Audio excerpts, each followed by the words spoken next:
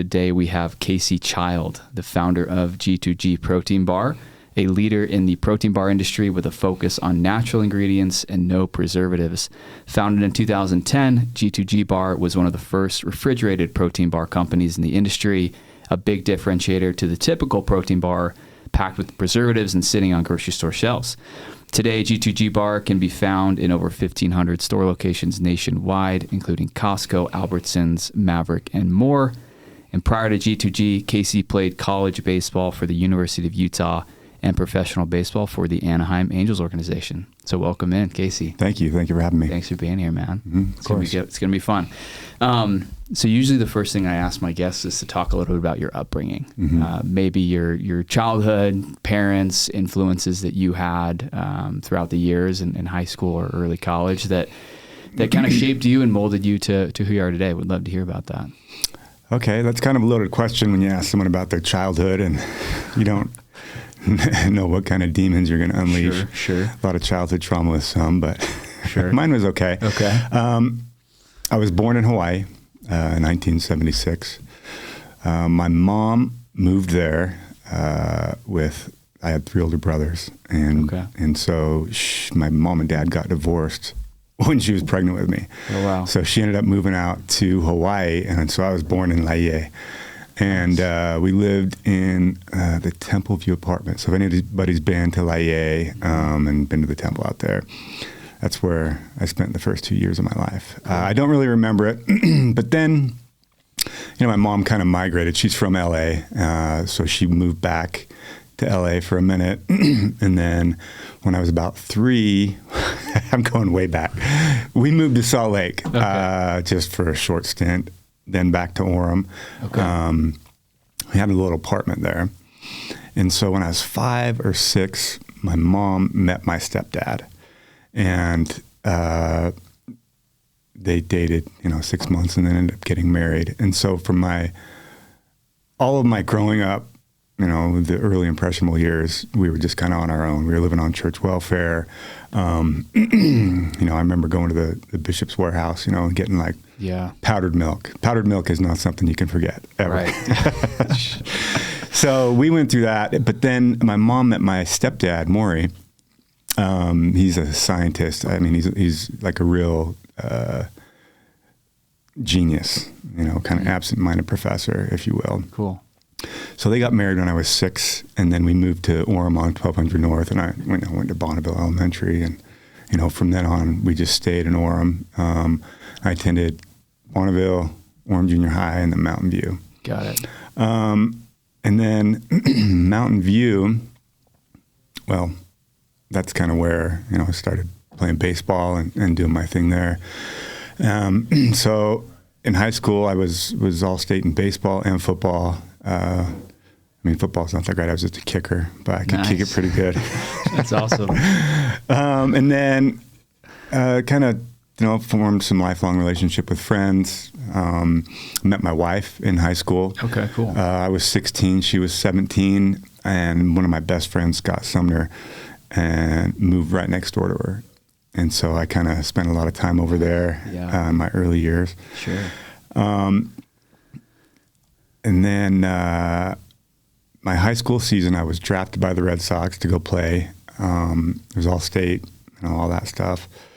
I didn't end up signing with them because I had plans to go on a mission. You grow up in Utah, you're like, I'm going to go on a mission. So I kind of turned them down, but signed with the University of Utah to go play baseball up there. And, the first, we'll go back to that. That's my childhood. Sure. So that kind of leads us up to college, I guess. That's great. And what position did you play? I played outfield. Outfield, Mm-hmm. okay. And did you switch around center field, right field, left field? In college, I was mostly just center field. Center field, yeah. That's great. Okay. Do you think, you mentioned, welfare, some of those early years kind of being a little bit challenging for you. Do you feel like that that had an influence on, and we'll get into this, but later on in life where you came from one place and you maybe had ambitions to get out of that situation or pivot from that? Did that inspire you at all or mold you in any way? I think it put a chip on my shoulder, Mm-hmm. and it always made me want to prove myself, I think. Yeah.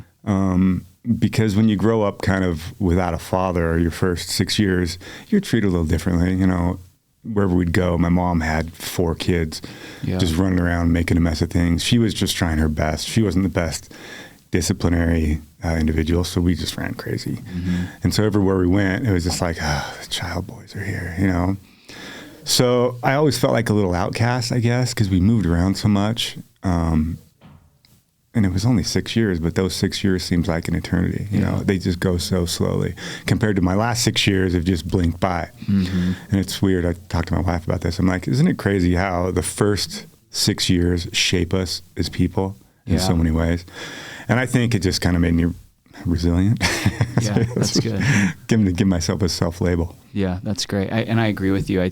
The childhood years are so you're so formidable, and so we have 3 kids ourselves, and it's constantly trying to think about how can we instill good habits and show them examples and all of that. And it's interesting that you mentioned that the struggles as a child, I feel like you're very impressionable. Mm-hmm. And I remember my dad lost his job 2008 2009 during the Great Recession, and like that period of life is something that I will, always be a part of me and kind of create a little bit more resilience, and just seeing his struggle, seeing them bounce back and having that example. So I appreciate you sharing that, Casey. So then, moving into, so you come out of Mountain View, go to the University of Utah, play baseball. So take us kind of from there, going into View. Well, I wasn't cut out for college life. I mean, I was very bad at studying. I wasn't studious. I was always thinking about other things, especially baseball. Like, I'd wake up baseball, I'd go to sleep baseball. Like, I visualized baseball, going to sleep every night, seeing myself, hit the ball, seeing the ball out of the pitcher's hand. So, like, that was my life. I thought for sure I was going to the major leagues. Like, I didn't even question it. But our freshman year, we were terrible up at the U. I had 4 different coaches in 3 years. And so we went from my freshman year to winning, I think, 12 to 15 games and just being terrible. To my junior year, we ended up winning the first WAC championship in 30 years at the University of Utah. Wow. And my junior year in 1997, it was a really good year for me. I was All-American in baseball, set the school record for home runs and probably a few other offensive stats that a lot of them still stand today. Wow. Well, I was the first player in the history of college baseball to hit 30 home runs and steal 30 bases, but it's unofficial because we're in San Diego playing in a tournament and played a couple games against a non-sanctioned NCAA Canadian team. So my unofficial stats were 33 home runs, 30 stolen bases, but my official stats were 31 home runs, 27 stolen bases. Oh, dang. Well, that's awesome. So I wasn't officially the first. J.D. Drew took that honor, if you know that name. He played at the University of Florida in 97. But he ended up playing 15 more games because they went to the College World Series. But anyway. That's incredible. That's just my fun little stat that I like to throw out. I was drafted. It was a little disappointing because I had scouts with the numbers I put up. I had scouts coming to me and saying, "Hey, if we sign you in the first round or draft you in the first round, will you sign?" I was like, "Yeah, of course." Sure. Because if you sign in the first, 3 or 4 rounds, you're going to get, $250,000 to $5 million just to sign. Wow. So draft day rolls around. I'm All-American. And, I've put up some pretty good numbers. Nothing. I'm just waiting for a phone call because you kind of buy your phone and nothing happens. So finally, like, the Angels call me in the 10th or something around. They're like, "Hey, it's the 10th round. If we draft you now, will you sign?" I was like, "The 10th round?" It's like, "No, I'm going back to school." It was just like, it was the worst day ever. Yeah. But then they called back, I don't know if it was the 13th round or something, and they said, "If we draft you, will you sign?" I was like, "I don't know, just draft me. We'll see what happens." So that day, the draft day was miserable. And, you have some time to decide whether you want to go and play professionally and move on with your career. And And so I talked to my college coach. I was just like, hey, they've drafted me. Should I come back or should I go play? I said, do you have extra scholarship money to give me? Because baseball, they break up the scholarships. And so with a football scholarship, you got to give 100%. So you get room, board, an extra $800 a month spending money. So I had a majority of mine covered, but just no extra spending money. So I was like, is there like $300 a month for me for rent? And he's like, no, there's no more money. And I was a terrible student. So I was like, well, I'm going to the big leagues anyway. I might as well just go. So I ended up signing with the Angels. They gave me $23,000 and a year of school. And so I was like, okay, well, I'm going to the big leagues anyway, so it doesn't matter. Got it. So I sign, they give me a check, and I've got, in my back pocket the rest of my school paid for if it doesn't work out. Okay. So I go, and the first year of minor league baseball with the Angels is in Boise. And I heard nothing but good things about it. Like the fan support up there is great. They get 5,000 people a night. And so I was like, all right, I can go do that. So my first year in Boise was fantastic. I loved it. It was close. My now wife, she came up and visited quite a bit. And I ended up making the minor league all-star team my first year. Nice. Continued my good hitting and was listed in 97 as the biggest steal in the baseball draft by Baseball America. Wow, that's great. And made the minor league all-star team with two other guys that both signed over for $1 million. Wow. Juan LeBron and Jamal Brown or something. Dang. And then me, scrubby Utah kid. So that was fantastic. First year, loved it. I still thought I was on the fast track to the big league. I think I was listed in, number 12 prospect in the whole Angels organization. Wow. And so then I go to instructional league, and the guys start getting their hands on you. The hitting guys, they see you've had some good numbers, and so Rod Carew was one of our hitting instructors with the Angels, and just kind of slapped the ball around. And another guy named Gene Richards, and I wanted to be a team player, so they were trying to mess with my swing, and so I was like, yeah, I'll listen, sure, I'll try it, and that totally messed me up. Really? Yeah. And so I came back for spring training the next year thinking I was going to go to high A ball in Lake Elsinore, but ended up going to low A ball in Cedar Rapids, Iowa. And Cedar Rapids is a unique place because they've got the General Mills plant there. And so if anybody's been to Cedar Rapids, they'll know what I'm talking about. So if it's a good day, it smells like Captain Crunch cereal. And if it's a bad day, it smells like hot dogs. Oh, jeez. And that's just because the General Mills plant is there. Yeah. And Iowa is also the coldest cold I've ever been in. Then it switched to the hottest hot. Oh, I'm almost overnight, it seemed like. Wow. Is it humid out there? Yeah. Yeah. You don't know that, but once the heat starts kicking in, yeah, it's miserable. Yeah. And the cold just cuts to the bone. So that was, baseball, Angels, first year. And then the second year, once the hitting instructors got their hand on me, I hit like 200, 210 Dang. the first half of the season. I couldn't hit. I'd hit a ball on the screws and it wouldn't go anywhere, and I was like, something's wrong. So they ended up sending me back down to Boise. And so my wife had moved out with me to Cedar Rapids, and we got a little apartment. And the only way we afforded it is because she was cutting hair. She had her beauty salon degree, and we'd gotten married after my first short season with Boise. I missed a big story.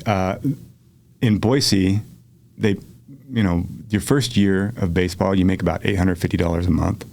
Wow. After taxes, it's like, I don't know, $650. How do people live? That's Yeah, brutal. you can't. They have host families up there, so you live with host families and kind of, Got it. they take care of you, they feed you and do all that and make it kind of nice. But in the Boise Stadium, they had a tradition, the Booster Club started, where if you hit a home run at home, they would pass around these buckets and people would throw money in it, quarters, dollars, tens, sometimes you'd get a 20. Nice. And so you'd make, $500 to $1,000 when you hit a home run.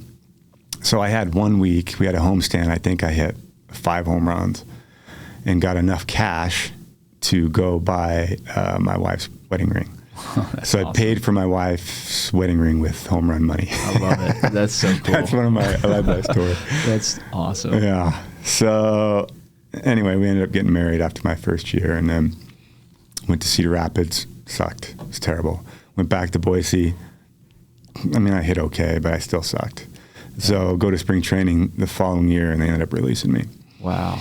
So, you know, when an organization only has 20 grand invested in a guy and he doesn't perform, they're just like, we got kids coming up. We got guys we've got hundreds of thousands of dollars invested in. Yeah. You know, let them go. Dang. So that was my baseball story. Probably the hardest time of my life when I got released, because I'd had my whole identity wrapped in baseball. I'm a baseball player. I'm gonna go to the big leagues. You know, Yeah. like after I got done, there was guys that I played against in professional ball that I ran into. Well, I didn't run into them. I would just see them playing on TV, like pitchers I'd hit home runs on. Mm-hmm. Yeah. And I was just like, you know, Yeah, so it's tough. it was tough for 5 to 10 years after. Really? I would dream about it. I would have nightmares about it. Like my biggest nightmare is I'm up to bat and I can't get a stirrup on. And so I miss my at bat and I just wake up in a cold sweat. Oh my gosh. So that was probably the most difficult thing I've had to deal with. Wow. Up until that point. Well, appreciate you diving in there, and very, very, very interesting stuff. One question I had is, the initial draft, given you were All-American, came out of the U doing really, really well. What do you think it was that kind of took you from your expectations down to kind of the 10th, 13th round?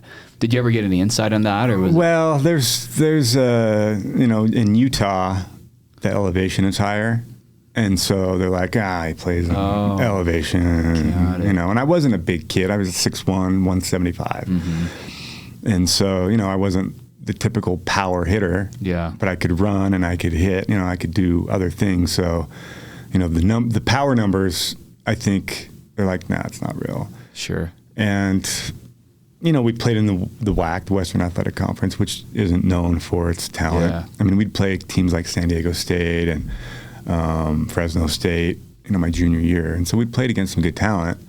But I don't know. Yeah. Well, there's a couple of factors, and so I actually played baseball at Alta High School. Oh, yeah. And you mentioned the swing. So I was in Kentucky prior to Utah, and I was playing baseball, and I was just like dominating all from, really sixth grade up to my sophomore year of high school. And then I had a swing coach come and say, I was very much, I like to stand tall, elbow back, kind of like Ken Griffey, like, just like my natural swing. Best swings of all time. And they had me starting to really sit in my swing and try to produce like this, they call it like a power L, like really like turn into the ball. And it just changed the whole, and so I got to Utah and I just struggled. I kind of just sucked. And I started just pitching and just being a pitcher, and that's all I was really good for. So anyway, I can kind of resonate with that, obviously not on the same level. And then so Boise, was that single A ball? Yes, that was short A. Short. So that's like, is that the lower level of single That's like A? right. Yeah, it's like right out of college or high school kids will get to short A ball. Okay. And then the Iowa was like a long A. Long A. Yeah. Still single A. Okay. Low, long A. Got it. And then the next level is high A, which is a full season. That one was in Lake Elsinore. Okay. Cool. Well, cool. Okay. So you get cut. Yeah. Talk us through like how you ultimately overcame that and your mindset and what happened next. Well, it was a tough transition for me, for sure.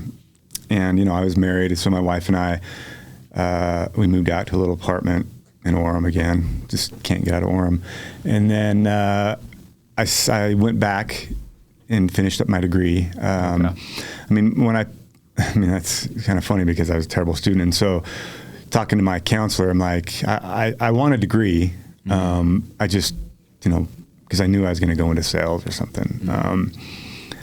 And so I said, well, how long does it take to get a communications degree? Just something generic. They're like, that's like 30 credit hours. I was like, well, what's the shortest one? Like sociology. It's only like 80. I was like, that's my major. So I went back to school. I had 1 year left or something, and finished up. I took some classes at UVU, and then finished up at night school at the U while I was working at Ancestry.com, doing genealogical stuff. Okay. So right after I graduated in 99 or 2000, I went to work with one of my brothers. And my dad, I guess we need to do a little backstory. My dad and another one of my brothers started a PEO, an employee leasing company, back in like 1990, and ended up selling it in 1994 for a good chunk. And so my dad was retired, and my second oldest brother, Truman, they started that. But my oldest brother, Tyler, worked there with him. And so once it sold, he didn't have any equity in the business. He just came to work for him. He started his own PEO. Okay. So, he's like, you want to come work with me and do some sales? I was like, yeah. So we started in his house, in his basement. We had payroll software loaded on his computer in his basement. And it was just me, my brother Tyler, and his partner, Jeff Benson. And so I worked there and helped them build that up for about 5 years. Okay. And I loved it. It was easy. I built relationships. We'd get golf passes, and I'd take my clients golfing, and just learned how to build relationships and work the whole sales process. Yeah. And I just kind of got a little trunky. I was making good money. Had some really good, solid clients. I got a little trunky at about year 5, and my other brother, Truman, who started the business with my dad, had started an insurance agency, a workers' comp fund called American Liberty, to compete with the workers' comp fund of Utah. Okay. And he's like, hey, come help me build this. I was like, all right, let's go. So I worked with him for about 4 or 5 years too.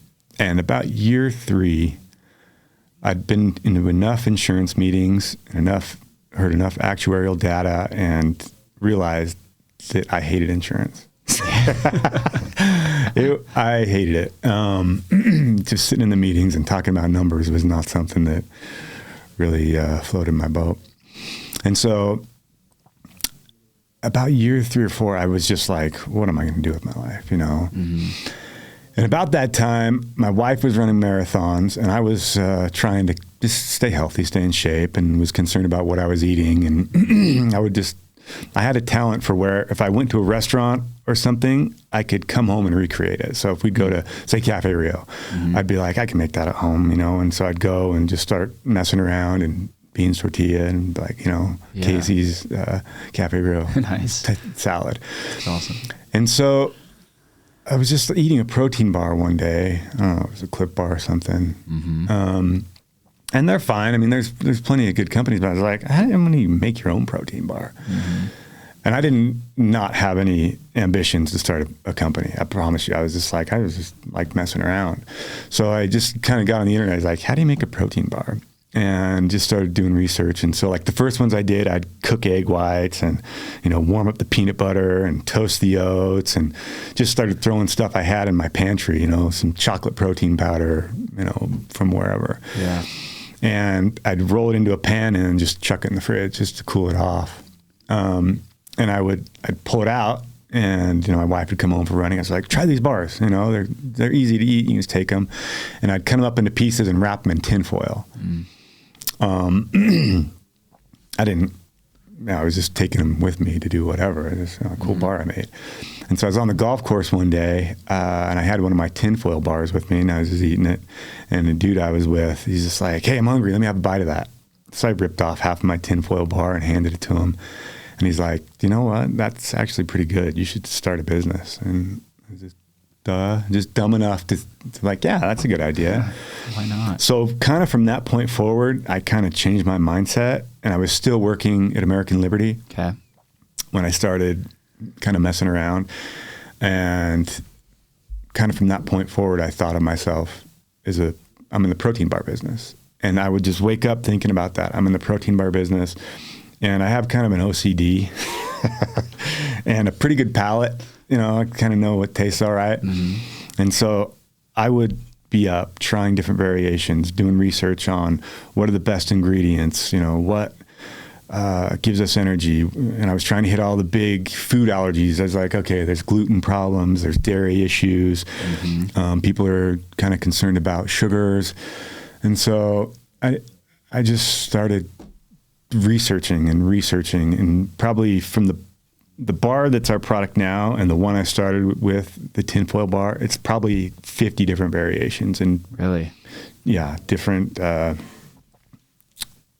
changes and samples. You know, I'd throw green stuff in. I'd be like, yeah, people like green stuff, and they'd be terrible. I'd throw like any superfoods in there, and I'd eat it. I'd be like, it's terrible, you know.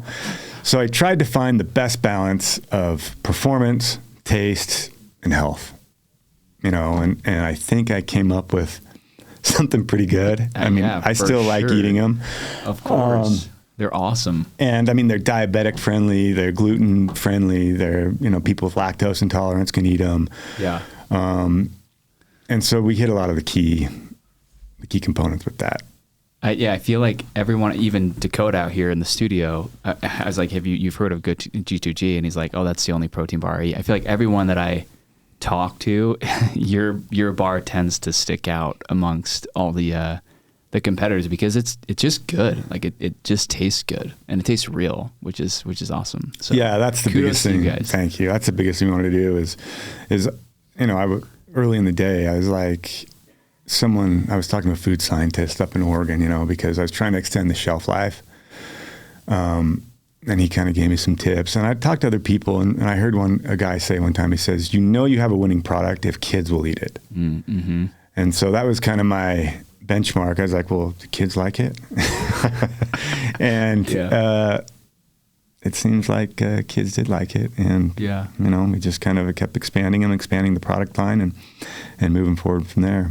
So diving in a little bit, you're still at American Liberty. Yeah. You're in the kitchen. You're formulating these concepts. So dive in a little bit more, if you will, Casey, to kind of how you got it from the tinfoil bars to, you know, a branded packaged product. Were you in your own kitchen for quite some time? And how did you get funding to do it? Was it just bootstrap? Maybe dive into some of that. Well, yes, it was in my kitchen mostly, and okay. I was still messing around with it, but I didn't take anything to retail out of the kitchen. Okay. You know, I was still just in the experimental phase and kind of trying to perfect it and, you know, get packaging. So I started just looking into packaging and finding the best way and design and thinking of names and thinking of logos and, you know, going down the whole process of, you know, to bring a product to market from 0 to 10. You know, it's like I went through all those steps, and it was nonstop. Like my brain would not shut off from the day I decided to do it till the day I put my first one on the shelf to now. Like it doesn't stop. Yeah. I'm always thinking about some form of the business. But with that being said, I got some the tinfoil bars, and I would take them around and just kind of tell people what my plans were. It's like, I'm starting a company. And so I listened to a podcast by Terry Crews a little while ago, maybe 5 or 6 years ago, and it resonated with me. And I remember thinking back, I was like, yeah, that's right. And he said, you know, if you tell the world you're something, even though you're not, nobody's going to believe you. But if you keep telling the world that thing, they have to believe you. And if you keep saying that thing enough, then you believe you. And then if you believe it, everyone else believes it. And so I think I took that concept without knowing it beforehand, and just said, I make protein bars. I would tell everybody, it's like, I'm making a protein bar company. And I didn't have any doubts. I was just like, I'm doing this.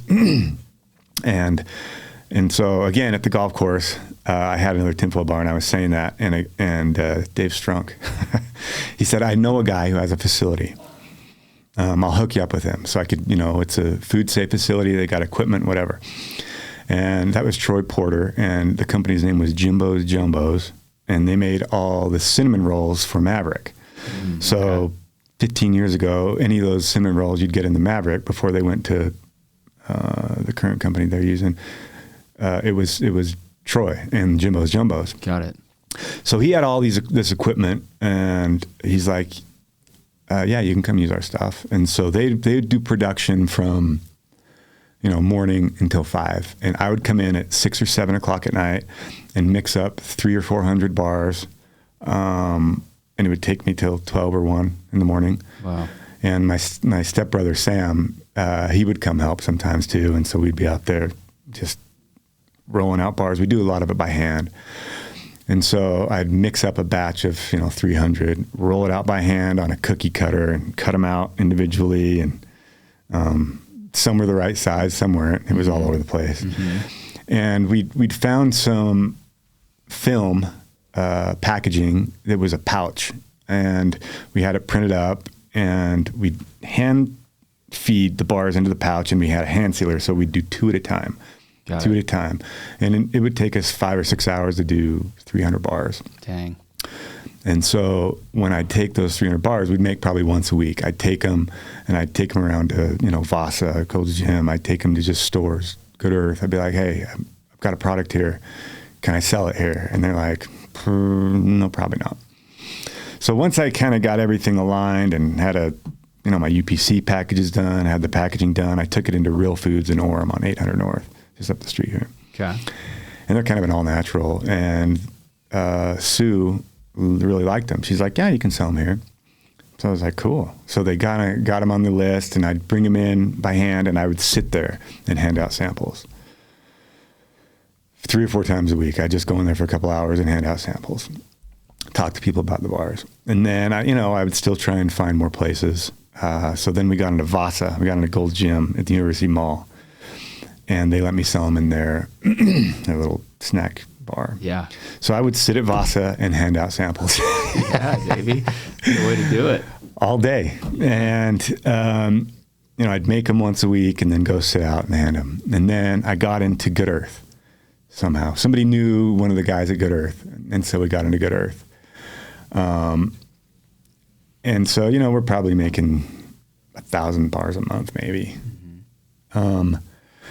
And at that point, I was like, okay, I'm going to keep going with this. I need some money. So I talked to my dad, my real dad, and my brothers and friends. So it's like friends and family. Yeah.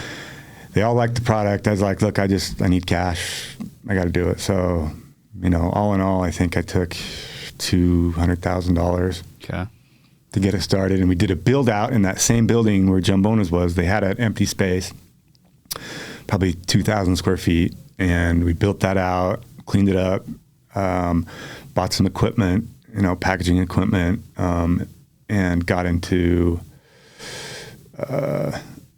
buying more bulk at a time so we could, get the price down, get the cost down. Mm-hmm. And then once we started that, then we got into more and more stores. We got into Maverik. That's big. And Maverik, it was the first check, because we were, like, the checks I'd get were a couple $100. Yeah. And I was so proud of them. I'd get a couple checks, and I'd take a picture of them, and I'd send them to my dad. I'd be like, it's going, that's $600. That's right. Because they're all buying them wholesale, right? You're sending them 100 bars. Yes. And then they're marking it up. Yeah. So, And so when we first got into Good Earth, they've got 6 stores around. They've got one in Brigham City. I drove around to all the stores and delivered them myself. So it was a full day of just delivering 4 boxes to each store. And I would, set up demos at those places too. So that was the start of it. I'm going to take a breath. Do you have any questions on that? No.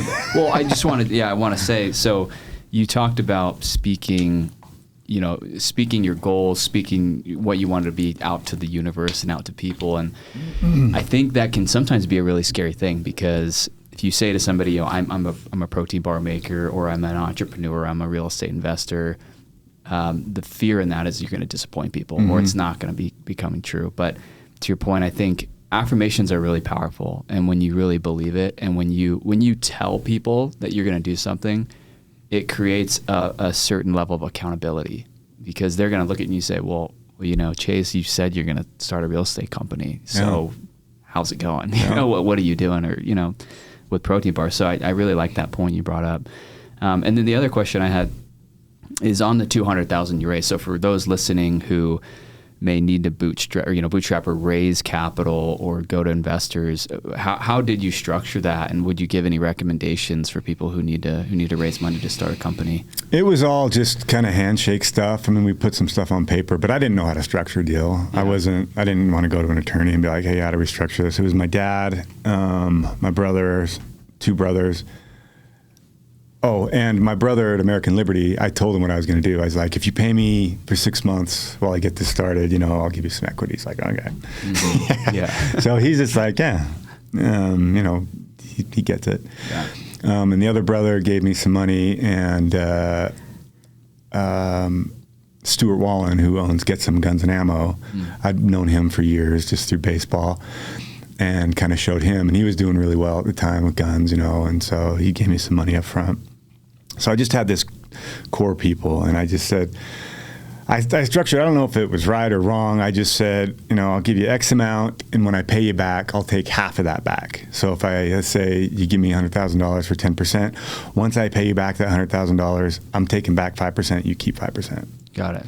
Cool. So it made sense to me, and it made sense to them too. Like, yeah, if I get my money back, yeah, great. Yeah. It's like I'm holding it hostage. You can have, half the equity back. Yeah. So that's how I structured it. I don't know if it was right. I don't know if it was wrong. It just kind of worked because it was friends and family. That works. But I was able to pay everybody back. Nice. 100%. Just wrote everybody checks in like 2016. Okay. So that was a good day. And that was one of the things that kept me up at night. Oh, I bet. Because, my wife, we had zero money. We survived off of my dad. He's a big gold and silver guy. And so he's been, he's just like, U.S. currency's garbage, So he had plenty of gold and silver, which he's able to invest in after he sold his business. Got it. So I'd be like, Dad, I'm out of money. And he'd give me like $3,000 worth of silver, and I'd run down to the gold coin shop and cash out $3,000 in silver. And nice. And he was happy to do it. He loved it. He was just like, yeah. So we kept track of everything I did, and every time I'd do it, I'd put in a spreadsheet. Yep. I think, after the initial investment, he gave me to build it out, plus all the cash that I would cash in at the gold shop. It was, he was our biggest supporter. Yeah, that's great. Plus, I had the courage to do this because my wife cut hair. Yeah. We had 4 kids. Yeah, wow. Like on the early batches, we just had my youngest, Skylar, who's 13 now. I would be in the kitchen while my wife was sleeping, mixing up a new recipe and holding the newborn in my arms. My goodness. You were in the thick of it. And so, like, if I look back on it now, I'm like, why would I do that? And I think if I had to do it over again, and I know what I know now, I don't know if I'd do it. Well, yeah, that's one of the things I want to talk about is, what was driving you? I mean, you said initially you didn't have any intention to start your own company or do your own thing. It was more just you wanted to make a good product. But what did drive you? Why did you keep going, when it was tough? What was really that innate desire? Well, I'd always had in my mind I wanted to start my own thing because my dad had started a business, and my brothers. So I'd seen the formula for success, and I knew it could be done. And I'd seen people in my life do it. And so I was just like, okay, what do I want to do? I'd thought about so many different things. I mean, early on, I was like, should I make an ice cream? Should I, start a sporting goods store? Your brain goes. Protein bar was the last thing. I mean, who makes a protein bar? I didn't know anything about it. But once I got it in my mind and I'd seen the formula and the recipe for success from people in my life, I knew it could be done. It's just a matter of doing it. And what drove me, I think, the most is I'd done corporate jobs. I'd done corporate America. I'd made decent money working for somebody else. And one thing's for sure that resonates with me very well is we got one life to live. I want to do something cool with that one life. I want to, swing for the fences or strike out. And that has been my mindset. I didn't think failure was an option. Even on the darkest days, we sold our house in Orem. We had to go rent a house in Cedar Hills. We rented a house for 8 years. And all during that time, we're raising 4 kids with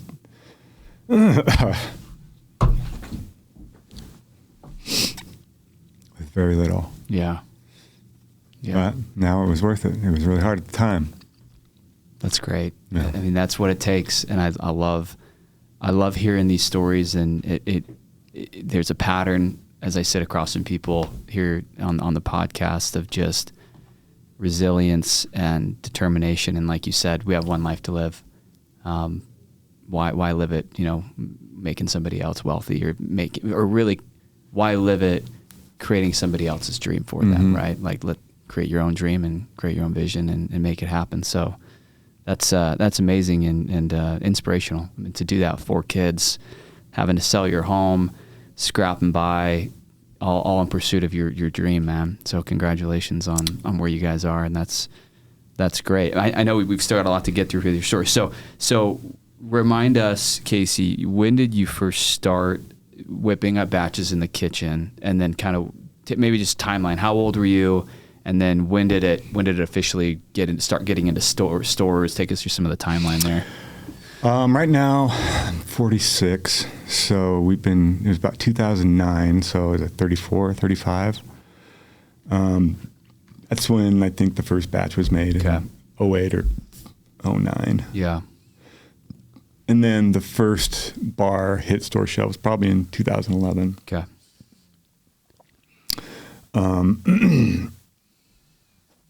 But we had a shelf life issue. Okay. Because one day I was whipping up a batch before it was even a business yet. I wanted to start a business. And my mom came over, and she just brings random stuff all the time. And she'd happen to bring over some organic apple juice, right? And so the batch was kind of dry, and I was like, Mom, give me some of that apple juice. And I just put a cup of it in there and mixed it up and rolled it out. I was like, yeah, that works. Yeah. So that became one of my ingredients. Nice. Is apple juice. Love it. But the problem with apple juice is it ferments and it turns nasty. And so we got our product into Maverik with this apple juice base. And we hadn't really had it officially tested for shelf life because I was like, hey, you keep it in the fridge, it's fine. Yeah. But people, if they, and nobody knew what they were, so we'd have them in Maverik, just like in the front area. Sometimes people would grab them, sometimes not. But if they'd been sitting there a while and they got one of those apple juice bars that had fermented, it's terrible. It was horrible. I can imagine. So I knew I had a shelf life issue. Maverik ended up pulling us off the shelf. They put us in one PO, pulled us off the shelf. So then we're back to just kind of a few stores around and, kind of a reset. So I talked to a food scientist at the University of Oregon. I said, how do you extend? I was just calling around. Yeah. And I got on the phone with this guy. I think I sent him an email, and he's just like, you can call me. And I said, how do you extend the shelf life in food? Because I don't know what I'm doing. And he says, the secret to getting a long shelf life in food is to remove the water. It can't have a high water activity rate. You can't have a water activity rate of like 0.05. And the only thing that was water in there was the apple juice. It was killing my shelf life. So before I, made a formulation adjustment, I was looking into freezers. I was like, I got to buy 10,000 freezers so we can give these to people and they freeze and the shelf life will be all right.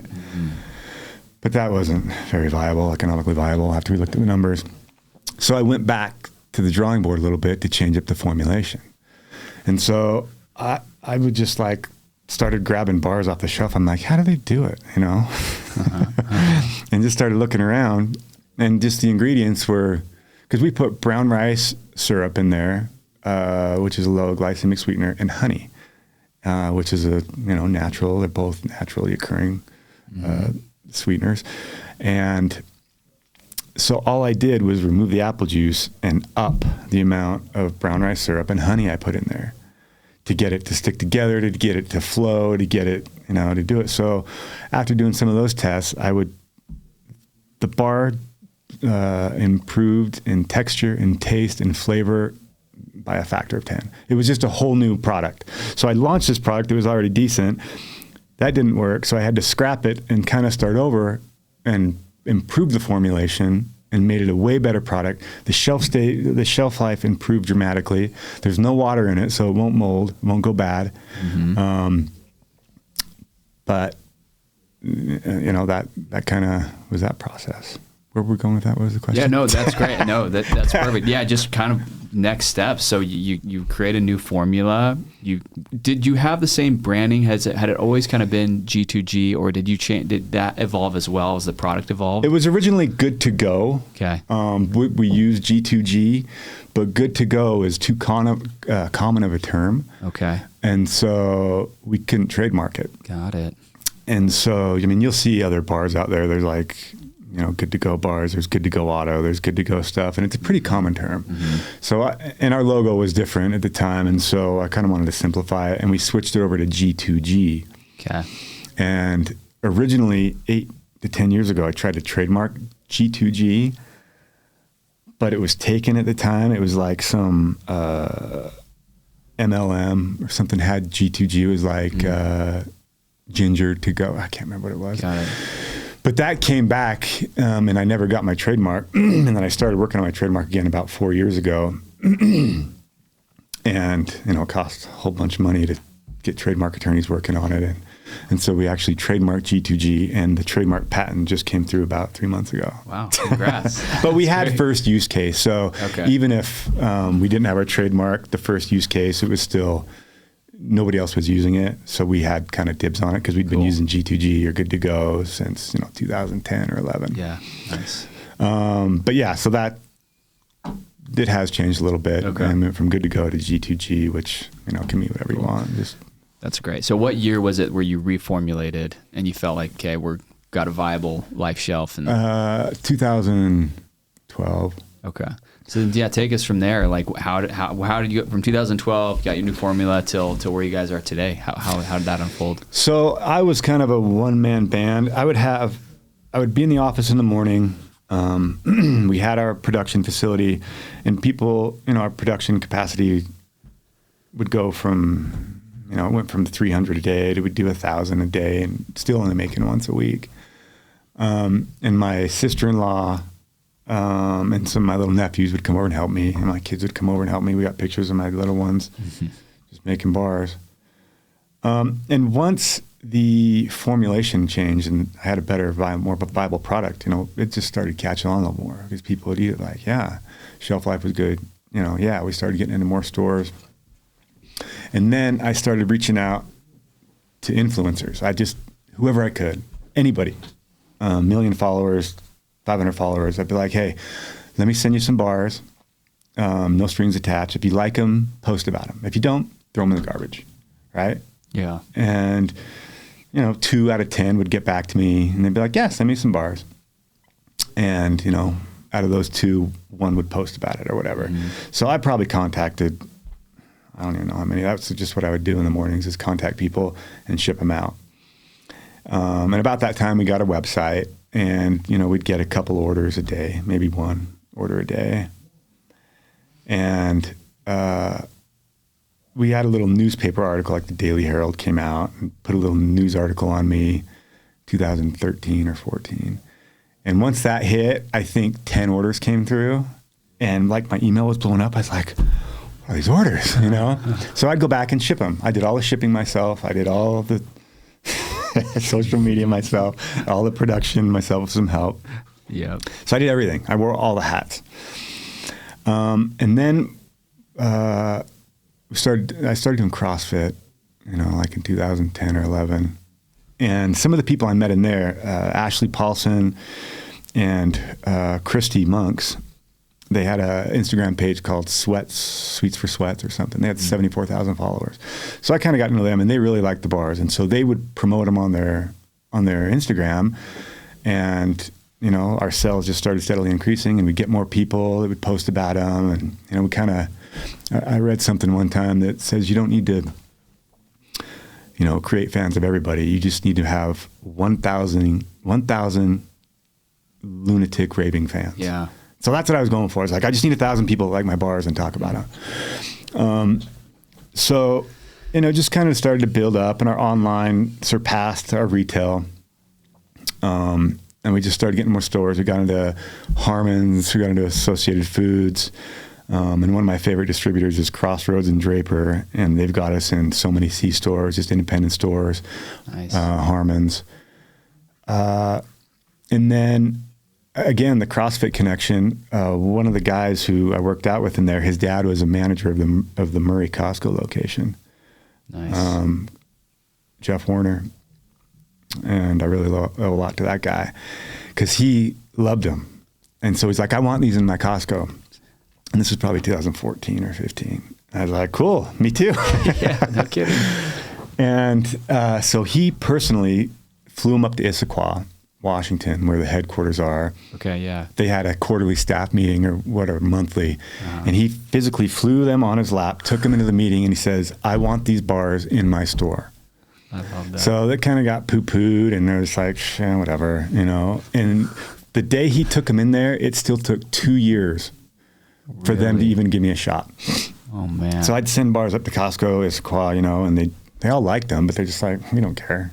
Yeah. Because everybody's beaten down. Everybody wants to be in Costco. Yeah, of course. And so finally, 2 years later, we get into Costco, and they're like, okay, we're going to give you a 3-day road show, a 3-day demo at the Murray location, one store. They're like, we want you to do $2,500 a day in sales to be considered a success. And I was like, at that point, you know, we were doing, I don't even know, but $2,500 a day in sales. It's a big number. It hurt. I was like, we're not going to do this. This is going to be a complete failure. So we get in there, and I just posted on social media. I said, hey, if you want to see us in Costco, come support us. So we set up shop in the Murray location. I'm there. I don't know who helped me. I can't remember. But I'm just handing out samples, talking to people, cutting them up, talking to people. And because of social media and some of the people who, you know, we had some fans, some lunatic fans would post about it. We had people driving from an hour away, 30 minutes away, and they'd buy 6 boxes. They'd buy 10 boxes. And then they'd post like, I just drove, you know, from Spanish Fork, or, you know, I drove from Payson, or I drove from wherever just to come buy these. Amazing. So we were supposed to do 2,500 a day. We ended up doing 5,000 a day. Wow. That's great. And I was shocked. And so then Orem gave us a shot. They wanted us to do 3,000 a day. We ended up doing 6,000 a day in sales in the Orem locations. And then Lehigh gave us a shot, and the same thing. Yeah. And so the buyer up in the Northwest, Costco, so they're great and difficult, and they know what they want. Mm-hmm. And so the buyer up there is like, we'll give you 10 stores, but we'll take you in line, so you don't have to deliver them. Because when I got into the Murray Costco, I threw a pallet in the back of my truck and dropped them off there. We had to stock the store. Oh, boy. But once they took us in line, and we got in 10 Utah locations, and that was 2016, and that changed everything. Everything. I bet. Because it legitimized us. Our online sales exploded. Other retail stores reached out. You know, VC money's like reaching out. Marketing companies are reaching out. And so that moment changed everything for us. It went from barely scraping by to how are we going to pay the bills to getting in Costco, and the next year everything changed. And that was 2017, 2016, 17. Wow. Mm-hmm. That's great. I mean, Costco, such a great brand, and, you know, being able to have that volume and that the eyeballs and the traffic. So I didn't realize Costco was so like regional or specific like that. So you at that point 10 Utah, all the Utah locations. Mm-hmm. So it's not just like a national rollout. Like, hey, no way. It's just like, hey, we'll keep it here. Very rarely does an item get nationally rolled out, and it's got to be done by. I mean, we're still not in all the Northwest stores. Really? Yeah, so we're not in any Arizona Costco's. When Arizona and Utah are just like, you know, everybody knows everybody. Yeah, right. But we're the same vibe in the Utah Costco's. We're like the number 2 or 3 selling item. Really? Protein item in their deli. That's amazing. And so with that, we've had other regions reach out. Florida reached out, and so like 2 years ago, we were in 40 Southwest Costco's for 3 weeks, and they wanted to see, you know, I think $1,000 a week in sales, but we were only doing 500, so they yanked us. Okay. And we didn't have any, you know, we don't have any reach out there. We're still kind of a West Coast brand. Sure. I mean, we've got some spattering of stuff. Yeah. And then Costco NorCal finally reached out, and we did our first run there like 3 or 4 months ago, and they extended us. So we've got 10 stores in NorCal. Wow. And I got guys out in Texas right now. I got Ben Cahoon and Garrett Pope. They're in Texas right now because they launched us in 20 stores. They're giving us 3 weeks to test ourselves. So it's just a scramble, we're trying to get the words out and trying to grow and trying to get into more. Growing. Yeah.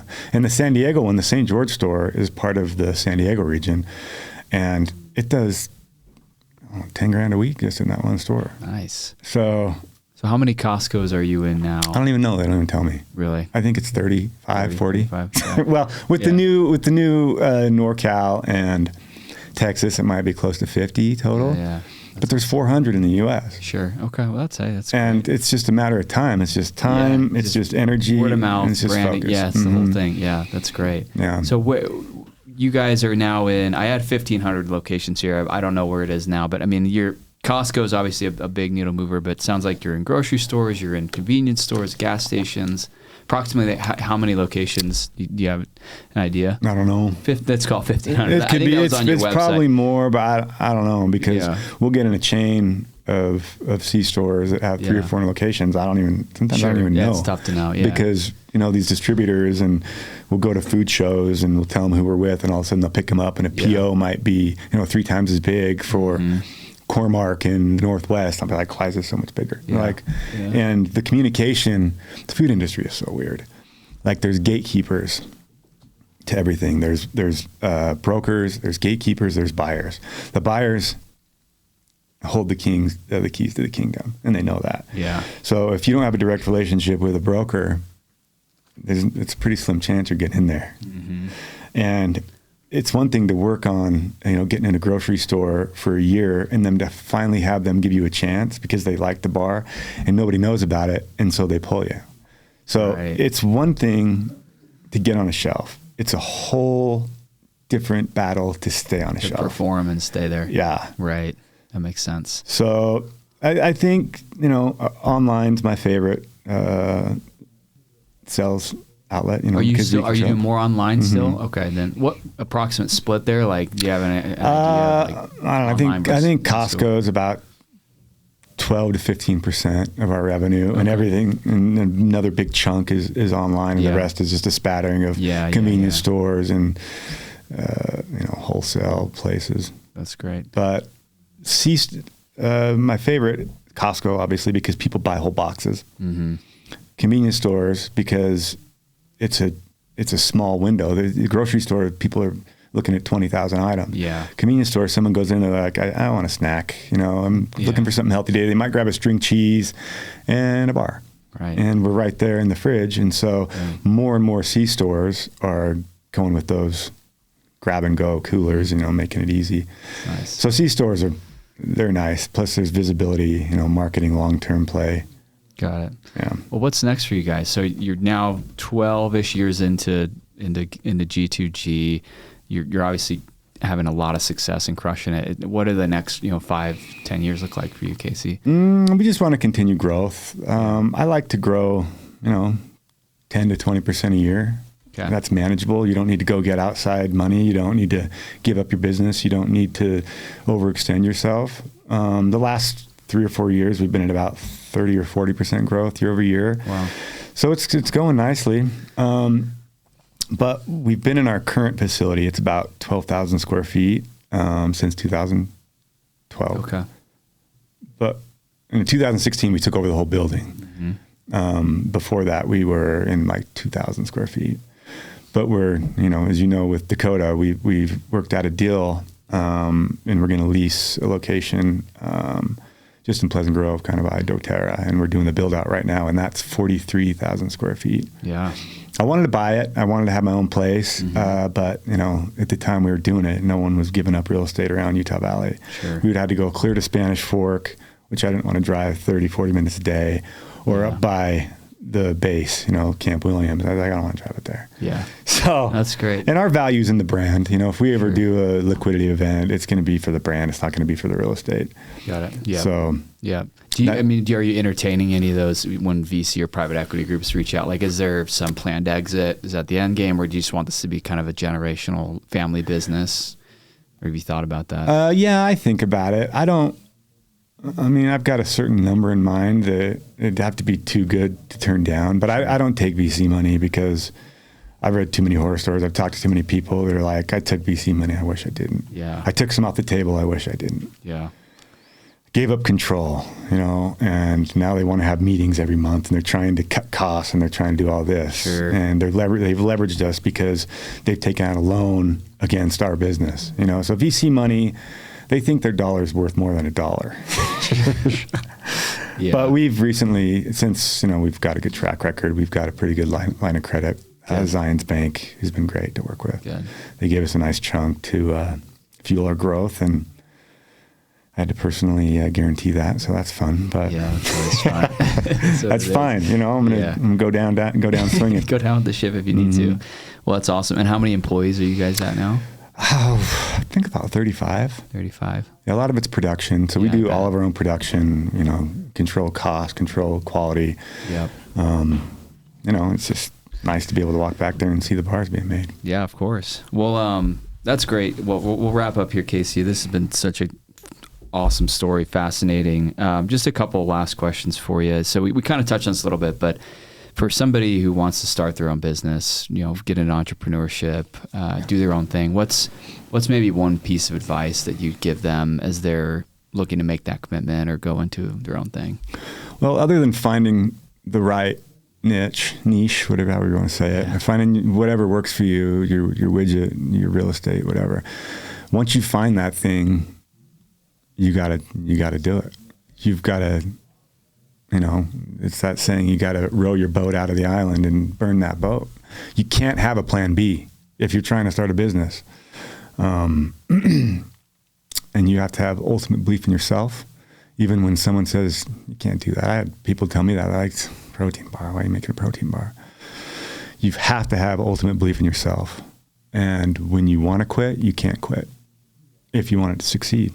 Even on the darkest days, you can't quit. I'm going to tell you the egg story really fast. Yeah, please. Love to hear. So it was the early days, and my wife and I were struggling, and I'd like to eat eggs. And so instead of like the Western family eggs, I'd purchased like the Eggland's Best. Sure.